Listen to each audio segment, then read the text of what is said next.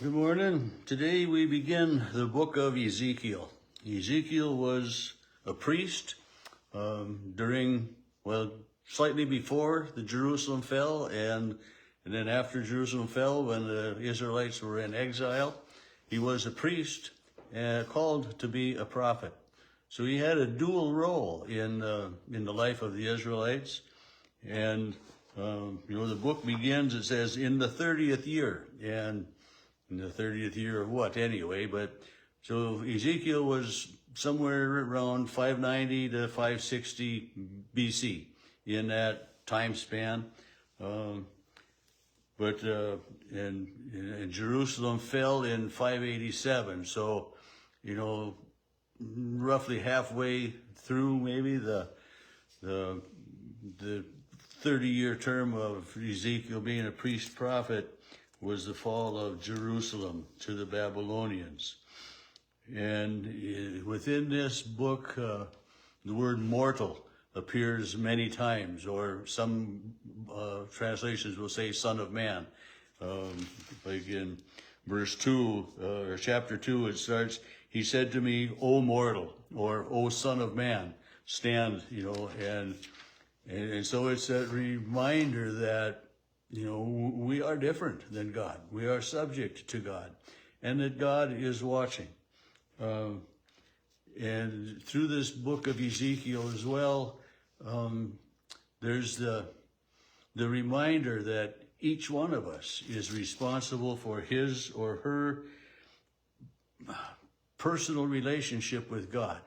It depends upon our integrity, our faithfulness. This is our relationship to God. It doesn't depend on anybody but me. That's my relationship with God. It may be enhanced or encouraged by others, but the relationship that I have with God depends on me, because God is always faithful. You think about, friends, people we know in the streets, on the streets, any place we meet them, every day, we have relationships with them, but it's two ways, it's them and us. And, either one, we can change ideas, we can change attitudes, and different things that way. But a relationship with God is dependent only upon self. This is 100% true. So in looking at Ezekiel 1, starts in the 30th year, in the 4th month, on the 5th day. So it's, very specific that way if we, trust the way they figure the calendars. But he has a vision. And it says, verse 3, the word of the Lord came to the priest Ezekiel, son of Buzi, in the land of the Chaldeans by the river Chebar. And the hand of the Lord was upon him. And this river Chebar, however you say it, flows to the southeast from northern Babylon and empties into the Euphrates. And so this river that Ezekiel refers to is also referred to in Babylonian histories, and so there are other histories that substantiate this river that way. It's just, one more of the things that helps, when history and other histories and other writings, reinforce or say, are the same as biblical writings. It just brings more authenticity to everything that way. And then verse 4, as I looked, a stormy wind came out of the north. And these stormy winds, here in North Dakota, we call them sometimes an Alberta clipper, in the winter especially, when these strong north winds come and they bring storms, especially snowstorms. We refer to them that way more in the wintertime than in the summertime, these strong northeast winds.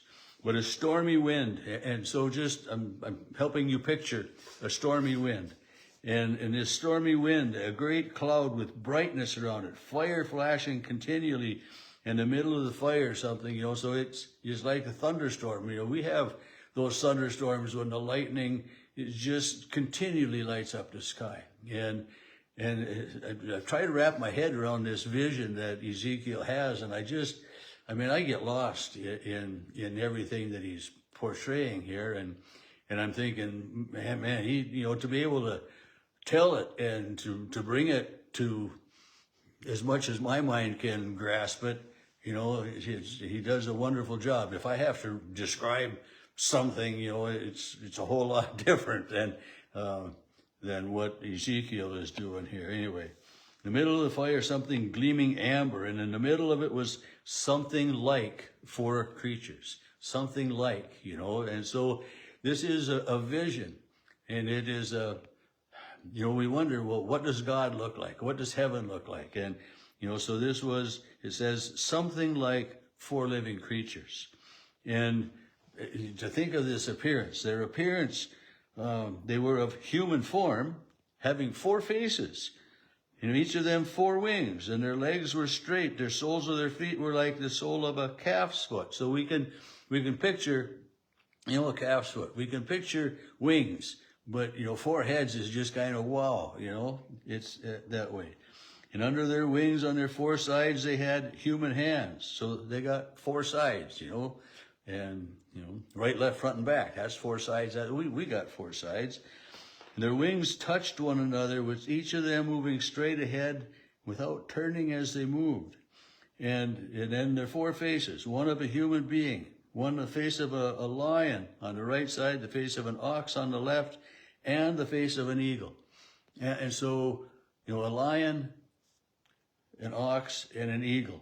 We've got, 3 magnificent animals that these heads are, plus one of a human. And such were their faces, it says, and I have trouble imagining or picturing that in my head. I'm just not that creative in my mind, but just the thought process, it's something that's very out of the ordinary and would be very terrifying. And so then sometimes when we see the art, this ancient artwork and different things, we may see someone's depiction of that, something that someone has painted, like the cherubim and the seraphim and those things that way. But, their wings were spread out. It says each had 2 wings, each of which touched the wing of another. So they were close enough together that everything was connected, and it moving straight ahead. Where the Spirit went, they went without turning. And burning coals of fire and torches moving to and fro. The living creatures darted to it. This would be a frightening vision in so many ways to me. It would be one of those that I would just want to, pull the covers up over my head and close my eyes tight and, not even see it.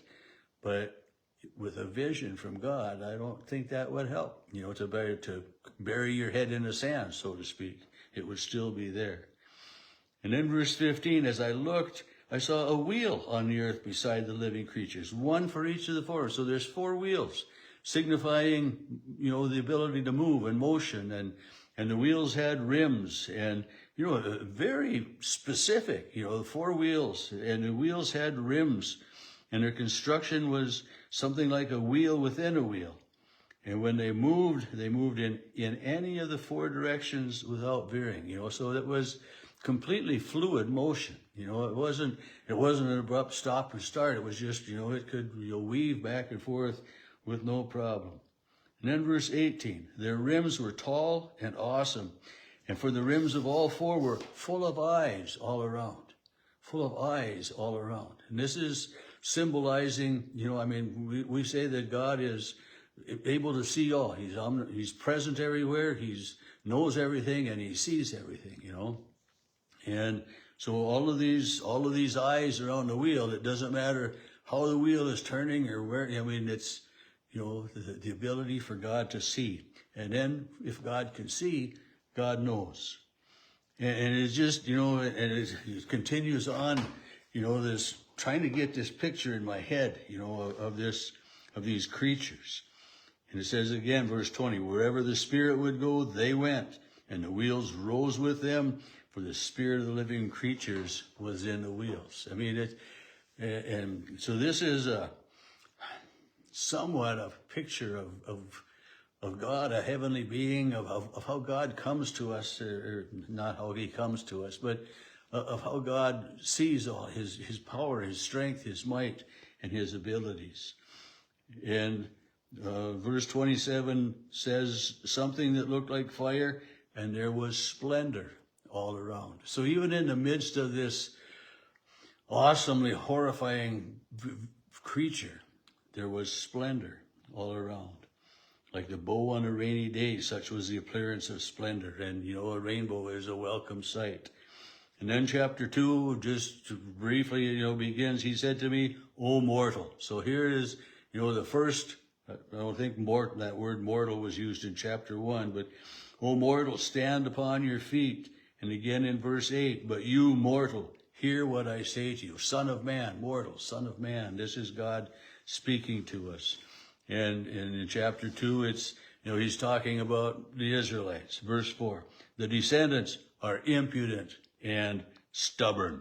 I am sending to them, and you shall say, thus says the Lord, whether they hear or not, because they are a rebellious people. And so this is God speaking about the people. They are a rebellious people, stubborn and impudent. Doesn't sound like any of us at all, does it?